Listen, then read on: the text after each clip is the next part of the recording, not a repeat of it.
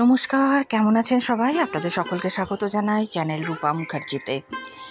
যমুনা ছট বা যমুনা জয়ন্তী একটি গুরুত্বপূর্ণ হিন্দু উৎসব, যা দেবী যমুনার পৃথিবীতে অবতরণের উপলক্ষে উদযাপন করা হয়।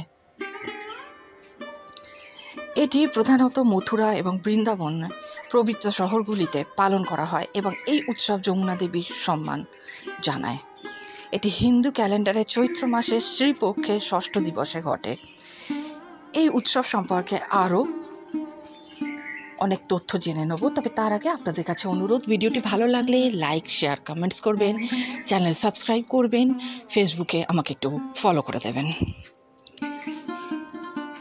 যমুনা জয়ন্তী উৎসবের সময় ভক্তরা দেবী যমুনাকে পুজো করতে জড়ো হন, তার আশীর্বাদ এবং শুদ্ধতাকে অনুসন্ধান করেন। যমুনা ছট উদযাপন করে হিন্দুরা পবিত্র নদী এবং তার জীবনদায়ক গুণাবলীর প্রতি নিজেদের শ্রদ্ধা জ্ঞাপন করেন। এই বছর যমুনা ছট হয়েছে 3রা এপ্রিল 2025 তারিখে। দেবী যমুনার প্রকট দিবসের পবিত্র উপলক্ষে তার জন্ম এবং ভগবান কৃষ্ণের সাথে বিবাহের কাহিনীর পিছনের উপাখ্যানটি আসুন আপনাদের সাথে একটু শেয়ার করে নিই। দেবী যমুনা অর্থাৎ নদী দেবী যমুনার জন্ম কিভাবে হলো? হিন্দুদের উপাখ্যান অনুযায়ী নদী দেবী যমুনা সূর্যদেব থেকে জন্মগ্রহণ করেন। তার জন্ম মৃত্যুর দেবতা যমের সাথে তার জোড়া ভাইয়ের কাহিনীর সাথে গভীরভাবে সংযুক্ত। এই কিংবদন্তি অনুসারে সূর্যের তীব্র তাপ তার স্ত্রী সহ্য করতে অক্ষম ছিলেন, যিনি তার আলো সহ্য করতে পারতেন না। এরকম পরিস্থিতি মোকাবেলার জন্য তিনি নিজেকে প্রতিস্থাপন করতে ছায়া নামে একটি ক্লোনই বলা যেতে পারে তৈরি করেছিলেন, তার প্রতিচ্ছায়া তৈরি করেছিলেন। সূর্য প্রচলন সম্পর্কে অজানা ছিলেন এবং ছায়ার সাথে তিনি যম এবং যমুনার জোড়া পিতৃত্ব গ্রহণ করেন। যমুনার শৈশব একটি গভীর সম্পর্কে চিহ্নিত। জোড়া ভাই বোন হিসাবে তারা অপরিসীম ভালোবাসার বন্ধনে আবদ্ধ ছিল এবং তাদের শক্তি ছিল অত্যন্ত বেশি। তবে বড় হওয়ার সাথে সাথে তাদের জীবন ভিন্ন পথে চলে যায়। যেখানে যম মৃত্যুর দেবতা হতে এগিয়ে গিয়েছিলেন, যমুনা মধ্যে নদী দেবী হবার অভ্যাস ছিল। কিংবদন্তি মতে যমের দ্বারা অভিশপ্ত হওয়ার পর যমুনা নদীতে পরিবর্তিত হন। এই অভিশাপের ফলে তিনি একটি নদী হিসাবে প্রবাহিত হয়েছিলেন এবং সব সময় পৃথিবী জগতের সাথে আবদ্ধ হয়ে গিয়েছিলেন।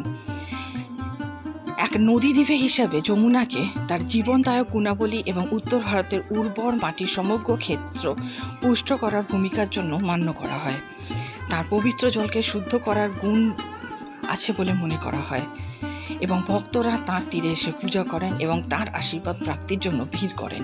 এই কাহিনীটির মাধ্যমে যমুনা জীবন, মৃত্যু এবং পুনর্জন্মের চক্রবৃদ্ধি প্রকৃতি প্রতিফলিত করেন, যা আমাদের সমস্ত জীবের আত্মনির্ভরতা মনে করিয়ে দেয়। নদী যমুনা কিভাবে ভগবান কৃষ্ণের সাথে বিবাহ বন্ধনে আবদ্ধ হলেন? ভাগবত পুরাণ অনুযায়ী একবার ভগবান কৃষ্ণ তার ভাই পাণ্ডব ভাইদের কাছে ইন্দ্রপ্রস্থের রাজধানীতে গিয়েছিলেন। তার অবস্থানের সময় কৃষ্ণ এবং অর্জুন জঙ্গলে শিকার করতে যান।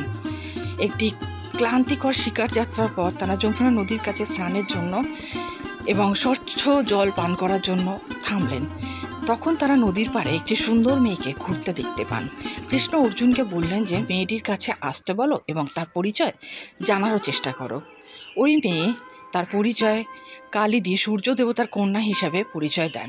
সে জানায় যে সে নদীর মধ্যে তার পিতার দ্বারা নির্মিত একটি বাড়িতে বাস করছে, যেখানে সে বিষ্ণুকে স্বামী হিসাবে পাওয়ার জন্য তপস্যা করছে।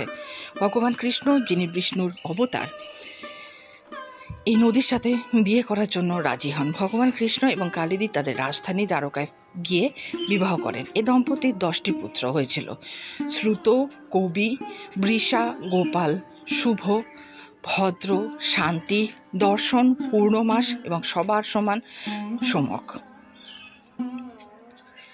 এই সামগ্রী সাধারণ তথ্য প্রদানকারী পরামর্শের অন্তর্ভুক্ত। এটি পর্যায়ক্রমে যোগ্য বা জ্যোতিষীর মতামতের বিকল্প নয়। কোনো পদক্ষেপ গ্রহণ করার আগে সর্বদা আপনাদেরকে বিশেষজ্ঞের সাথে আরও তথ্যের জন্য পরামর্শ করতে অনুরোধ করা হচ্ছে। ভিডিওটি কেমন লাগলো অবশ্যই জানাবেন। আজকে তবে এই পর্যন্তই। ধন্যবাদ, নমস্কার।